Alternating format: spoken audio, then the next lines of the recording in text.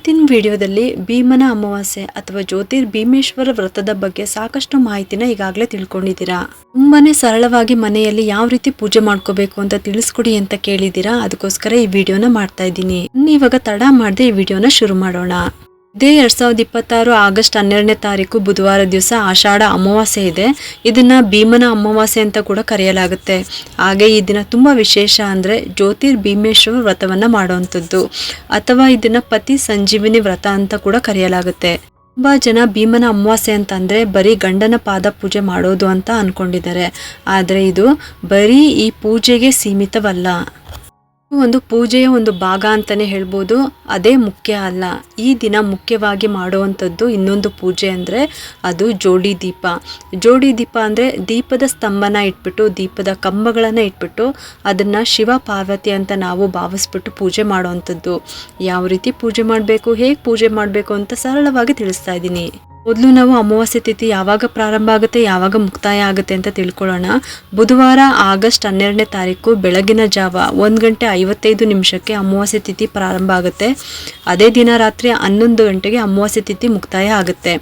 12ನೇ ತಾರೀಕು ಬುಧವಾರ ತುಂಬಿದ ಅಮಾವಾಸ್ಯೆ ಅಂತ ಹೇಳಲಾಗುತ್ತೆ. ಪೂರ್ತಿ ಅಮಾವಾಸ್ಯೆ ಇರುತ್ತೆ. ಬೆಳಗ್ಗೆ ಸೂರ್ಯೋದಯದ ಸಮಯದಲ್ಲಿ ಮತ್ತೆ ರಾತ್ರಿ ಚಂದ್ರೋದಯದ ಸಮಯದಲ್ಲೂ ಕೂಡ ಅಮಾವಾಸ್ಯೆ ತಿಥಿ ಇರುತ್ತೆ. ಹಂಗಾಗಿ ಈ ಅಮಾವಾಸ್ಯೆಗೆ ಮಹತ್ವ ಜಾಸ್ತಿ ಇದೆ. ಇನ್ನು ಅತಿ ಮುಖ್ಯವಾಗಿ ಈ ದಿನ ಸೂರ್ಯಗ್ರಹಣ ಇದೆ ಅಂತ ಹೇಳಲಾಗ್ತಾ ಇದೆ. ಸೂರ್ಯಗ್ರಹಣ ಆಗಸ್ಟ್ 12ನೇ ತಾರೀಕು ರಾತ್ರಿ 9 ಗಂಟೆಯಿಂದ ಬೆಳಗಿನ ಜಾವ 4:25 ತನಕ ಇರುತ್ತೆ. ಈ ಸೂರ್ಯಗ್ರಹಣ ಭಾರತದಲ್ಲಿ ಗೋಚಾರ ಆಗ್ತಾ ಇಲ್ಲ. ಯಾವುದೇ ರೀತಿ ಸೂತಕದ ಆಚರಣೆ ಕೂಡ ಮಾಡಬೇಕು ಅಂತ ಏನೂ ಇಲ್ಲ. ದೇವಸ್ಥಾನದಲ್ಲೂ ಕೂಡ ಪೂಜೆ ಎಲ್ಲ ನಡೀತಾ ಇರುತ್ತೆ. ಇನ್ನು ಭೀಮನ ಅಮಾವಾಸ್ಯೆಗೆ ಪೂಜೆಗೆ ಸಿದ್ಧತೆ ಮಾಡ್ಕೊಳ್ಬೋದು. ಇನ್ನು ಅಮಾವಾಸ್ಯೆ ತಿಥಿ ಯಾವಾಗ ಪ್ರಾರಂಭ ಆಗುತ್ತೆ, ಯಾವಾಗ ಮುಕ್ತಾಯ ಆಗುತ್ತೆ ಅಂತ ತಿಳಿಸಿದ್ದೀನಿ ಇವಾಗ. ಇನ್ನು ಈ ದಿನದ ಪೂಜೆಯ ಸಮಯ ಬೆಳಗಿನ ಬ್ರಾಹ್ಮಿ ಮುಹೂರ್ತ 4:30 ಬೆಳಗ್ಗೆ 5:20 ತನಕ ಇರುತ್ತೆ. ಆ ಸಮಯದಲ್ಲಿ ಪೂಜೆ ಮಾಡ್ಕೊಳ್ಬೋದು.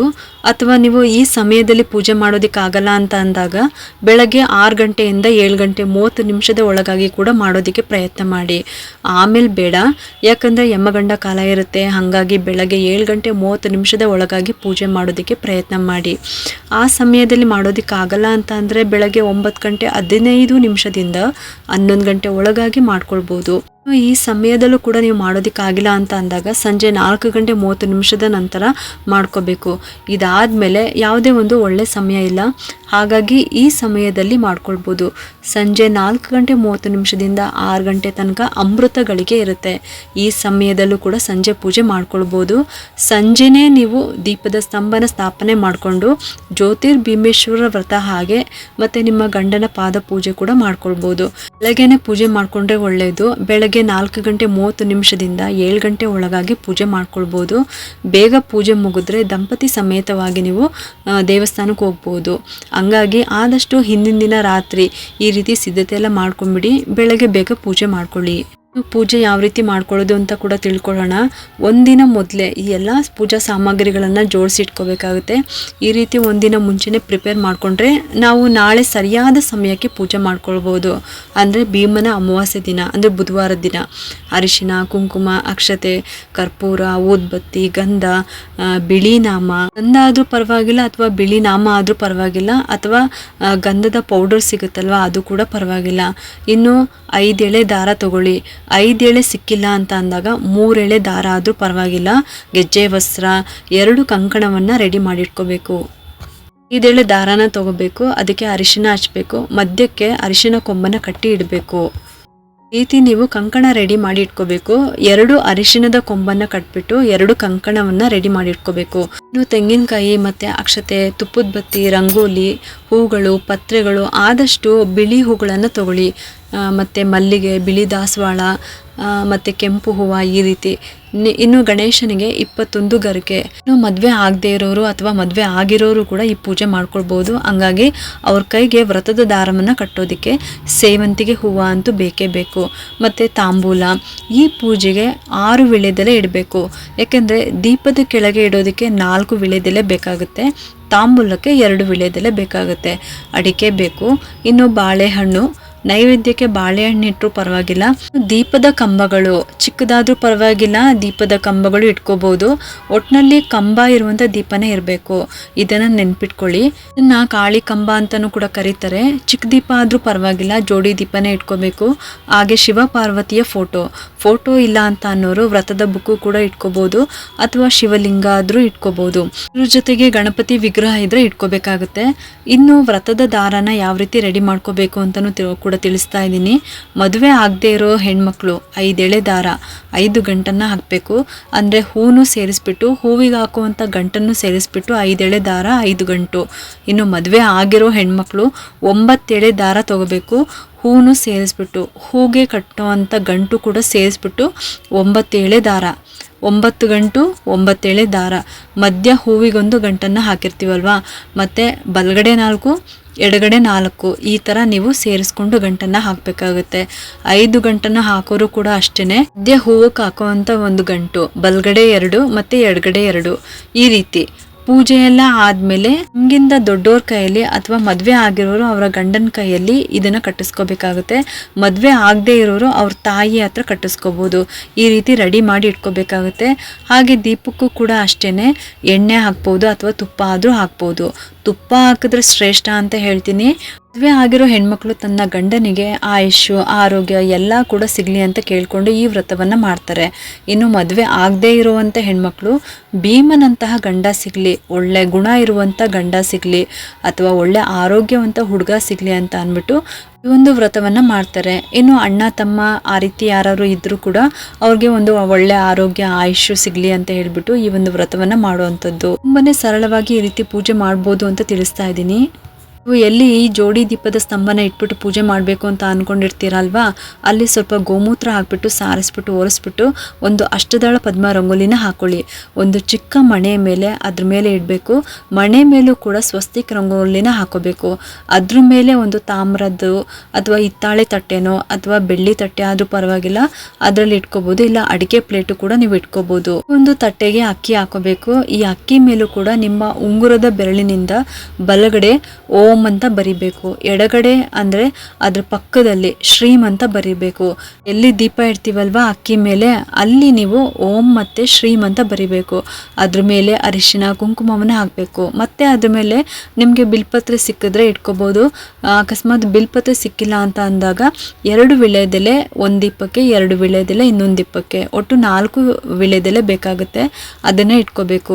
ಅದಕ್ಕೂ ಕೂಡ ಅರಿಶಿನ ಕುಂಕುಮ ಸ್ವಲ್ಪ ಅಕ್ಷತೆ ಕೂಡ ಹಾಕ್ಬಿಟ್ಟು ಶಿವ ಪಾರ್ವತಿ ಫೋಟೋ ಏನಾದ್ರು ಇತ್ತು ಅಂದ್ರೆ ಆ ತಟ್ಟೆ ಹಿಂದೆಗಡೆ ಇಟ್ಕೋಬೇಕಾಗುತ್ತೆ. ಹೀಗೆ ದೀಪದ ಕಂಬನ ಸ್ಥಾಪನೆ ಮಾಡ್ಕೋಬೇಕು. ದೀಪಕ್ಕೂ ಕೂಡ ಅರಿಶಿನ ಕುಂಕುಮವನ್ನ ಹಚ್ಬೇಕು. ದೀಪಗಳನ್ನ ಪ್ರತಿಷ್ಠಾಪನೆ ಮಾಡಬೇಕು. ಅರಿಶಿನ ದಾರದಲ್ಲಿ ಅರಿಶಿನ ಕೊಂಬನ್ನ ಕಟ್ಟಿರ್ತೀರಲ್ವಾ, ಆ ಒಂದು ಕಂಕಣವನ್ನ 2 ದೀಪಕ್ಕೂ ಕಟ್ಟಬೇಕು. ಒಂದು ದೀಪಕ್ಕೊಂದು, ಇನ್ನೊಂದು ದೀಪಕ್ಕೊಂದು, ಒಟ್ಟು 2 ಕಂಕಣವನ್ನ ಕಟ್ಟಬೇಕು. ದೀಪದ ಮುಂದೆ ಗಣಪತಿನ ಇಟ್ಕೋಬೇಕು. ನಂತರ ಗಣಪತಿಗೂ ಕೂಡ ಗಂಧ ಇಡಬೇಕು. ಹೂವಿನಿಂದ ಅಲಂಕಾರವನ್ನ ಮಾಡಬೇಕು. ನಂತರ ಗಣಪತಿಗೆ ಗರಿಕೆಯನ್ನ ಇಡಬೇಕು. ಈ ದೀಪಕ್ಕೆ ತುಪ್ಪನೇ ಹಾಕಬೇಕು. ತುಪ್ಪನ ಕಾಯಿಸ್ಬಿಟ್ಟು ಹಾಕಬೇಕಾಗತ್ತೆ. ಗಟ್ಟಿ ಇದು ತುಪ್ಪ ಇರುತ್ತಲ್ವ, ಅದನ್ನೇ ಹಾಕಕ್ಕೆ ಹೋಗ್ಬಿಡಿ, ಆಗ ದೀಪ ಸರಿಯಾಗಿ ಉರಿಯೋದಿಲ್ಲ. ಅದಕ್ಕೋಸ್ಕರ ಕಾಯಿಸಿರುವಂಥ ತುಪ್ಪನ ನೀವು ಹಾಕಬೇಕಾಗತ್ತೆ. ಥರ 2 ಬತ್ತಿನ ಹಾಕಬೇಕು. ಬತ್ತಿ ಕೂಡ ಚೆನ್ನಾಗಿ ಒಸ್ಬಿಟ್ಟು ಬತ್ತಿನ ಹಾಕಬೇಕು. ನೀವೇನಾದ್ರು ತುಪ್ಪದ ದೀಪನ ಮುಂಭಾಗದಲ್ಲಿ ಹಚ್ಚಿರ್ತೀರಾ ಅಂತ ಅಂದರೆ, ಅಥವಾ ತುಪ್ಪದ ಬತ್ತಿಯಿಂದ ಆರತಿನ ಮಾಡ್ತೀರಾ ಅಂತ ಅಂದರೆ ಎಳ್ಳೆಣ್ಣೆನೂ ಕೂಡ ಹಾಕ್ಬೋದು. ಈ ದೀಪದ ಮುಂದೆ ಕೂಡ 2 ದೀಪನ ಹಚ್ಚಬೇಕಾಗುತ್ತೆ. ಏಕೆಂದರೆ ದೀಪದ ಸ್ತಂಭನ ನಾವು ಶಿವ ಪಾರ್ವತಿ ಅಂತ ಹೇಳ್ಬಿಟ್ಟು ಪ್ರತಿಷ್ಠಾಪನೆ ಮಾಡಿರ್ತೀವಿ. ಅದಕ್ಕೋಸ್ಕರ ಶಿವ ಪಾರ್ವತಿ ಮುಂದೆ 2 ದೀಪನ ಹಚ್ಚಬೇಕು. ವ್ರತದ ದಾರನ ಯಾವ ರೀತಿ ಸಿದ್ಧತೆ ಮಾಡ್ಕೋಬೇಕು ಅಂತ ಈಗಾಗಲೇ ತಿಳಿಸ್ಕೊಟ್ಟಿದ್ದೀನಿ. ವ್ರತದ ದಾರನ ತಟ್ಟೆನಲ್ಲೂ ಕೂಡ ಜಾಗ ಐತೆ, ಅಲ್ಲೇ ನೀವು ಇಟ್ಕೋಬಹುದು. ಮತ್ತೆ ನೀವು ಇವಾಗ ಪೂಜೆಗೆ ಸಿದ್ಧತೆ ಮಾಡ್ಕೊಂಡಾದ್ಮೇಲೆ ಪೂಜೆಗೆಲ್ಲ ಬಿಡಿ ಹೂಗಳನ್ನ ಅಕ್ಷತೆಯನ್ನ ಇಟ್ಕೋಬೇಕು. ಸಂಕಲ್ಪ ಮಾಡ್ಕೊಳ್ಬೇಕು. ಮೊದಲು ದೀಪನ ಹಚ್ಚಬೇಕು. ನೀವು ಮನೆ ದೇವ್ರನ್ನ ನೆನೆಸ್ಕೊಂಡು ಈ ದೀಪನ ಹಚ್ಕೊಳ್ಳಿ. ಏಕಾರತಿಯಿಂದ ಅಥವಾ ಊದ್ಗಡ್ಡಿಯಿಂದ ಈ ದೀಪನ ಹಚ್ಕೋಬೇಕು. ಮನೆ ದೇವ್ರನ್ನ ನೆನೆಸ್ಕೊಂಡು ಈ ದೀಪನ ಹಚ್ಕೊಳ್ಳಿ. ಏಕಾರತಿಯಿಂದ ಅಥವಾ ಊದ್ಗಡ್ಡಿಯಿಂದ ಈ ದೀಪನ ಹಚ್ಬೇಕು. ನೀವು ಈ ದಿನ ನೈವೇದ್ಯಕ್ಕೆ ಕಡಲೆಬೇಳೆ ಪಾಯಸ ಅಥವಾ ಹೆಸರುಬೇಳೆ ಪಾಯಸ, ಸಿಹಿ ಪೊಂಗಲು, ಮೊಸರನ್ನ, ಸಿಹಿ ಅವಲಕ್ಕಿ ಅಥವಾ ಯಾವುದೇ ಹಣ್ಣುಗಳು ಈ ದಿನ ಪೂಜೆಗೆ ಅಂದರೆ ನೈವೇದ್ಯಕ್ಕೆ ಇಡ್ಬೋದು. ಬೆಳಗ್ಗೆ 4 ಗಂಟೆ 30 ನಿಮಿಷದಿಂದ 7 ಗಂಟೆ 30 ನಿಮಿಷದ ತನಕ ಪೂಜೆ ಮಾಡ್ಕೊಳ್ಬೋದು. ಮೇಲೆ 9 ಗಂಟೆಯಿಂದ 10 ಗಂಟೆ 30 ನಿಮಿಷದ ತನಕ ಈ ಪೂಜೆ ಮಾಡ್ಕೊಳ್ಬೋದು. ಆಗ್ಲೂ ಕೂಡ ನೀವು ಮಾಡೋದಕ್ಕಾಗಿಲ್ಲ ಅಂತ ಅಂದಾಗ ನೀವು ಬೆಳಗ್ಗೆನ ರೆಡಿ ಮಾಡಿ ಇಟ್ಕೊಂಡು ಸಂಜೆಗೆ ಪೂಜೆ ಮಾಡ್ಕೊಳ್ಬೋದು. ಯಾಕಂದರೆ ಆಮೇಲೆ ಯಮಗಂಡ ಕಾಲ, ರಾಹುಗಾಲ ಅಂತ ಹೇಳಿಬಿಟ್ಟು ಸಮಯ ಅಷ್ಟೊಂದು ಚೆನ್ನಾಗಿಲ್ಲ. ಮತ್ತೆ ಸಂಜೆ 4 ಗಂಟೆ 30 ನಿಮಿಷದಿಂದ 6 ಗಂಟೆ ತನಕ ಅಮೃತ ಗಳಿಗೆ ಇರುತ್ತೆ. ಈ ಸಮಯದಲ್ಲೂ ಕೂಡ ನೀವು ಪೂಜೆ ಮಾಡ್ಕೊಳ್ಬೋದು. ಈ ರೀತಿ ದೀಪದ ಸ್ತಂಭದ ಪೂಜೆ ಮಾಡೋರು ಹಾಗೆ ಗಂಡನ ಪಾದ ಪೂಜೆ ಮಾಡೋ ಅಂಥವ್ರು ಇದೇ ಸಮಯದಲ್ಲೇ ಪೂಜೆ ಮಾಡ್ಕೊಳ್ಬೇಕಾಗುತ್ತೆ. ಇವಾಗ ಪೂಜೆ ಶುರು ಮಾಡ್ಕೊಳ್ಳೋಣ. ಕೈಯಲ್ಲಿ ಹೂ ಅಕ್ಷತೆಯನ್ನು ಇಟ್ಕೊಂಡು ಗಣಪತಿಯನ್ನು ಪ್ರಾರ್ಥನೆ ಮಾಡ್ಕೋಬೇಕು. ಈ ಒಂದು ಶುಭ ದಿನದಲ್ಲಿ ಜ್ಯೋತಿರ್ಭೀಮೇಶ್ವರ ವ್ರತ ಯಥಾಶಕ್ತಿ ಮಾಡ್ತಾ ಇದ್ದೀನಪ್ಪ. ಇವತ್ತಿನ ದಿನ ಈ ಒಂದು ಜ್ಯೋತಿರ್ಭೀಮೇಶ್ವರ ವ್ರತ ನಿರ್ವಿಘ್ನವಾಗಿ ಚೆನ್ನಾಗಿ ಮಾಡೋದಕ್ಕೆ ನನಗೆ ಅನುಕೂಲ ಮಾಡಿಕೊಡು, ಅನುಮತಿ ಕೊಡು ಅಂತ ಹೇಳ್ಬಿಟ್ಟು ಪ್ರಾರ್ಥನೆ ಮಾಡಬೇಕು. ನಂತರ ಮನೆ ದೇವ್ರನ್ನ ಸ್ಮರಣೆ ಮಾಡ್ಕೊಳ್ಬೇಕು. ಅಕ್ಷತೆ ಮತ್ತು ಗರಿಕೆನ ಗಣಪತಿ ಮುಂದೆ ಹಾಕಬೇಕು. ಆಮೇಲೆ ಮತ್ತೆ ಕೈಯಲ್ಲಿ ಅಕ್ಷತೆ ಇಟ್ಕೊಂಡು ಹೂನ ಇಟ್ಕೊಂಡ್ಬಿಟ್ಟು ಬಿಲ್ಪತ್ರೆ ಅದನ್ನು ಕೂಡ ಇಟ್ಕೊಂಡು ಸಂಕಲ್ಪ ಮಾಡ್ಕೊಳ್ಳಿ. ನಂತರ ಆ ಹೂ ಅಕ್ಷತೆನ ಬಿಲ್ಪತ್ರೆನ ಶಿವನ ಮುಂದೆ ಹಾಕಬೇಕು. ನಂತರ ಶಿವನ ಅಷ್ಟೋತ್ತರವನ್ನು ಹೇಳ್ಕೋಬೇಕು ಮತ್ತು ದುರ್ಗಾ ಅಷ್ಟೋತ್ತರನು ಕೂಡ ಹೇಳ್ಕೋಬೇಕು. ಬಿಲ್ಪತ್ರೆ, ತುಂಬೆ ಹೂವು ಮತ್ತು ದತ್ತೂರಿ ಹೂವು ಇದೆಲ್ಲ ಕೂಡ ಸಿಕ್ಕುತ್ತೆ ಅಂತ ಅಂದರೆ ನೀವು ಬಿಳಿ ಹೂಗಳು ಇದನ್ನು ಕೂಡ ಉಪಯೋಗಿಸ್ಕೊಂಡು ನೀವು ಶಿವನ ಅಷ್ಟೋತ್ತರವನ್ನು ಹೇಳ್ತಾ ಶಿವನಿಗೆ ಅರ್ಚನೆಯನ್ನು ಮಾಡ್ಕೊಳ್ಬೋದು. ಅಥವಾ ಬಿಡಿ ಹೂವಿನಿಂದ ಕೂಡ ನೀವು ಅರ್ಚನೆ ಮಾಡ್ಕೋಬೋದು. ಮತ್ತು ದುರ್ಗಾ ಅಷ್ಟೋತ್ತರ ಕೂಡ ಹೇಳ್ಕೋಬೇಕು. ಶಿವ ಪಾರ್ವತಿಯರ ಈ ಪೂಜೆ ಮಾಡ್ತಾ ಇರೋದ್ರಿಂದ ಶಿವ ಮತ್ತು ದುರ್ಗಾ ಇಬ್ಬರು ಅಷ್ಟೋತ್ತರವನ್ನು ಹೇಳ್ಕೋಬೇಕಾಗುತ್ತೆ. ದುರ್ಗಾ ಅಷ್ಟೋತ್ತರ ಹೇಳ್ತಾ ಕುಂಕುಮದಿಂದ ಅರ್ಚನೆ ಮಾಡ್ಕೊಳ್ಬೋದು. ಅಥವಾ ಬಿಡಿ ಹೂವಿನಿಂದ ಕೂಡ ನೀವು ಅರ್ಚನೆ ಮಾಡ್ಕೊಳ್ಬೋದು. ಅರ್ಚನೆ ಎಲ್ಲ ಆದ್ಮೇಲೆ ದೀಪಾರಾಧನೆ ಮಾಡೋದಿದ್ರೆ ಅಕ್ಕಿ ಹಿಟ್ಟಿನ ದೀಪಾರಾಧನೆ ಮಾಡ್ಕೋಬಹುದು ಅಥವಾ ಬೆಲ್ಲದ ದೀಪಾರಾಧನೆ ಮಾಡ್ಕೊಳ್ಬೋದು. ಇಲ್ಲ ಅಂದ್ರೆ ದೇವ್ರ ಮುಂದೆ ತುಪ್ಪದ ದೀಪನ ಹಚ್ತೀರಾ ಅಂತ ಅಂದ್ರೆ ಅದೇ ಸಾಕು. ನೈವೇದ್ಯ ಅರ್ಪಿಸ್ಬಿಟ್ಟು ಅದಾದ್ಮೇಲೆ ಈ ಒಂದು ವ್ರತದ ಕಥೆನ ಓದ್ಬೇಕಾಗುತ್ತೆ. ಜ್ಯೋತಿರ್ಭೀಮೇಶ್ವರ ವ್ರತದ ಬುಕ್ಕಲ್ಲಿ ಕೊನೆಯಲ್ಲಿ ಕೊಟ್ಟಿರ್ತಾರೆ. ಕೈಯಲ್ಲಿ ಅಕ್ಷತೆ ಇಟ್ಕೊಂಡು ಕತೆ ಓದ್ಬೇಕು. ನಂತರ ಅಕ್ಷತೆಯನ್ನ ಆ ದೀಪದ ಮುಂದೆ ಹಾಕ್ಬೇಕು. ನಂತರ ಮಹಾಮಂಗಳಾರತಿನ ಮಾಡ್ಕೋಬೇಕು. ದೇವಿ ಮುಂದೆ ಕ್ಷಮೆಯನ್ನ ಕೇಳಬೇಕು. ಮಾಡಿರೋ ಪೂಜೆನಲ್ಲಿ ಹೇಳಿರೋ ಮಂತ್ರ ಸ್ತೋತ್ರಗಳಲ್ಲಿ ಏನಾದರೂ ತಪ್ಪಾಗಿರೋ ಕ್ಷಮಿಸಮ್ಮ ಅಂತ ಕೇಳ್ಕೋಬೇಕು. ನಂತರ ಪ್ರದಕ್ಷಿಣೆ ನಮಸ್ಕಾರವನ್ನು ಹಾಕಬೇಕು. ಆಮೇಲೆ ವ್ರತದ ದಾರನ ತೆಗೆದುಕೊಂಡು ನಮ್ಮ ಬಲಗೈಗೆ ಕಟ್ಕೋಬೇಕಾಗುತ್ತೆ ಹೆಣ್ಮಕ್ಳು. ಮೇಲೆ ಮುತ್ತೈದೆಯರು ತಮ್ಮ ತಮ್ಮ ಗಂಡನ ಹತ್ರ ಈ ದಾರವನ್ನು ಕಟ್ಟಿಸ್ಕೋಬೇಕು. ಇದಿಷ್ಟು ಕೂಡ ಜ್ಯೋತಿರ್ಭೀಮೇಶ್ವರ ವ್ರತದ ಪೂಜೆ ಸರಳವಾದ ವಿಧಾನದಲ್ಲಿ ಮಾಡ್ಕೊಳ್ಬೋದು. ಮತ್ತೆ ಸಂಜೆಗೆ ಮತ್ತೆ ಇನ್ನೊಂದ್ಸಲ ಕೈಕಾಲು ಮುಖ ತೊಳ್ಕೊಂಡು ಇದೇ ರೀತಿ ದೀಪಗಳನ್ನು ಹಚ್ಕೋಬೇಕು. ಈ ದೀಪಗಳು ದಿನಪೂರ್ತಿ ಉರಿಬೇಕು ಅಂತ ಏನೂ ಇಲ್ಲ. ಹಾಕಿರುವಂತ ತುಪ್ಪ ಆಗಿರ್ಬೋದು ಅಥವಾ ಎಣ್ಣೆ ಹಾಕಿರ್ಬೋದು, ಅದು ಇರೋವರೆಗೂ ಹುರಿದ್ಬಿಟ್ಟು ಅದು ಶಾಂತವಾಗುತ್ತಲ್ವಾ, ಅದೇ ಸಾಕು. ಮತ್ತೆ ಸಂಜೆ ಒಂದ್ಸಲ ಆ ದೀಪಗಳಿಗೆ ಎಣ್ಣೆ ಅಥವಾ ತುಪ್ಪ ಹಾಕ್ಬಿಟ್ಟು ದೀಪ ಹಚ್ಕೋಬೇಕು. ಸಂಜೆ ಕೂಡ ಒಂದು ಗ್ಲಾಸ್ನಲ್ಲಿ ಹಾಲನ್ನು ಕಾಯಿಸ್ಬಿಟ್ಟು ಇಡಬೇಕು. ನಾವು ವ್ರತ ಅಂತ ಮಾಡಿದಾಗ 2 ಹೊತ್ತು ಕೂಡ ನೈವೇದ್ಯ ಮಾಡಬೇಕಾಗುತ್ತೆ. ಒಂದು 5 ನಿಮಿಷ ಅಥವಾ 10 ನಿಮಿಷ ಬಿಟ್ಬಿಟ್ಟು ನೀವು ಕದಲಿಸ್ಬೋದು. ಕದಲಿಸೋವಾಗಲೂ ಅಷ್ಟೇ ಮೊದಲು ಬಲಭಾಗದಿಂದ ಹೂನ ತೆಗಿಬೇಕಾಗುತ್ತೆ. ನಂತರ ಗಣಪತಿಯನ್ನು ಕದಲಿಸ್ಬೇಕು. ಆಮೇಲೆ ದೀಪದ ಕಂಬಗಳನ್ನು ಕದಲಿಸ್ಬೇಕು. ಆ ತಟ್ಟೆನೂ ಕೂಡ ಹಲ್ಗಾಡಿಸಿದ್ರೂ ಕೂಡ ಸರಿನೇ. ಆಮೇಲೆ ಮಾರನೇ ದಿನ ಬೆಳಗ್ಗೆ ಇದನ್ನೆಲ್ಲ ವಿಸರ್ಜನೆ ಮಾಡ್ಕೋಬೋದು. ಬೆಳಗ್ಗೆ ಬೇಗ ಎದ್ಬಿಟ್ಟು ಸ್ನಾನ ಮಾಡಿಕೊಂಡು ಮಡಿ ಬಟ್ಟೆನ ಉಟ್ಕೊಂಡು ನೆನ್ನೆ ಆಗಿರುವಂಥ ಹೂನ ತೆಗೆದ್ಬಿಟ್ಟು ದೀಪಗಳನ್ನು ವಿಸರ್ಜನೆ ಮಾಡ್ಕೊಳ್ಬೋದು. ತಟ್ಟೆನಲ್ಲಿ ಇರುವಂಥ ಅಕ್ಕಿನೂ ಕೂಡ ನೀವು ಏನಾದರೂ ಸಿಹಿ ಪದಾರ್ಥವನ್ನು ಮಾಡಿಕೊಂಡು ಪ್ರಸಾದದ ರೂಪದಲ್ಲಿ ತಿನ್ಬೋದು. ಇದಿಷ್ಟು ಕೂಡ ಸರಳವಾಗಿ ಭೀಮನ ಅಮಾವಾಸ್ಯೆ ಅಥವಾ ಜ್ಯೋತಿರ್ಭೀಮೇಶ್ವರ ವ್ರತ ಅಥವಾ ಪತಿ ಸಂಜೀವನಿ ವ್ರತ ಯಾವ ರೀತಿ ಮನೆಯಲ್ಲಿ ಸರಳವಾಗಿ ಮಾಡ್ಕೊಳ್ಬೋದು ತಿಳಿಸ್ಕೊಡಿ ಅಂತ ಕೇಳಿದ್ದಕ್ಕೆ ಈ ವಿಡಿಯೋ ಮಾಡಿ ನಿಮಗೆ ತಿಳಿಸ್ಕೊಟ್ಟಿದ್ದೀನಿ. ಇನ್ನು ಮುಂದಿನ ವಿಡಿಯೋದಲ್ಲಿ ಈ ವ್ರತದ ಪೂಜೆ ಮುಗ್ದಾದ್ಮೇಲೆ ಗಂಡನ ಪಾದ ಪೂಜೆ ಯಾವ ರೀತಿ ಮನೆಯಲ್ಲಿ ಮಾಡ್ಕೊಳ್ಬೋದು ಅಂತ ತಿಳಿಸ್ಕೊಡ್ತೀನಿ. ಕೆಲವೊಂದು ತಪ್ಪುಗಳನ್ನು ಎಲ್ಲರೂ ಕೂಡ ಮಾಡ್ತಾ ಇರ್ತಾರೆ. ಅದಕ್ಕೋಸ್ಕರ ನಾಳೆ ವಿಡಿಯೋದಲ್ಲಿ ಗಂಡನ ಪಾದ ಪೂಜೆ ಯಾವ ರೀತಿ ಸರಿಯಾದ ರೀತಿಯಲ್ಲಿ ಮಾಡ್ಬೋದು ಅಂತ ತಿಳಿಸ್ಕೊಡ್ತೀನಿ. ಈ ಒಂದು ಉಪಯುಕ್ತ ಮಾಹಿತಿ ನಿಮ್ಗೆ ಇಷ್ಟ ಆಗಿದೆ ಅಂತ ನಾನು ಭಾವಿಸ್ತಾ ಈ ವಿಡಿಯೋನ ಮುಗಿಸ್ತಾ ಇದ್ದೀನಿ. ಈ ವಿಡಿಯೋ ಏನಾದರೂ ನಿಮ್ಗೆ ಇಷ್ಟ ಆಗಿದ್ರೆ ಒಂದು ಲೈಕ್ ಮಾಡಿ, ಶೇರ್ ಮಾಡಿ ಮತ್ತು ಸಬ್ಸ್ಕ್ರೈಬ್ ಮಾಡಲು ಮರಿಬೇಡಿ. ಯಾಕಂದರೆ ನೀವು ಮಾಡೋ ಒಂದು ಸಬ್ಸ್ಕ್ರೈಬಿಂದ ನಮ್ಮಂತಹ ಸಣ್ಣ ಸಣ್ಣ ಚಾನಲ್ಸ್ಗೆ ಒಂದು ಸಪೋರ್ಟ್ ಮಾಡ್ದಂಗೆ ಆಗುತ್ತೆ. ಮತ್ತೆ ಸಿಗ್ತೀನಿ ಮುಂದಿನ ಹೊಸ ವಿಡಿಯೋದೊಂದಿಗೆ ಅಂತ ಹೇಳ್ತಾ ಈ ವಿಡಿಯೋನ ಮುಗಿಸ್ತಾ ಇದ್ದೀನಿ.